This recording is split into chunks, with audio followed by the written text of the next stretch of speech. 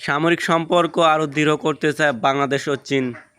প্রধানমন্ত্রীর প্রতিরক্ষা উপদেষ্টা ব্রিগেডিয়ার জেনারেল অব DA K M Shamsul Islam ও বাংলাদেশের নিযুক্ত চীনের রাষ্ট্রদূত ইও ওয়েন দুই দেশের সামরিক সম্পর্ক ও কৌশলগত বন্ধনকে আরও দৃঢ় করার ব্যাপারে আশাবাদ ব্যক্ত করেছেন। মঙ্গলবার ২৮শে এপ্রিল ঢাকা সেনানিবাসে সশস্ত্র বাহিনীর বিভাগে প্রধানমন্ত্রীর প্রতিরক্ষা উপদেষ্টা কার্যালয়ে তার সঙ্গে সৌজন্য সাক্ষাৎ করেন বাংলাদেশে নিযুক্ত চীনের রাষ্ট্রদূত। আন্তঃ বাহিনী সংযোগে পরিদপ্তর আইএসপিআর এক সংবাদ বিজ্ঞপ্তিতে জানায়, সাক্ষাৎকালে তারা পারস্পরিক কৌশল বিনিময় করেন।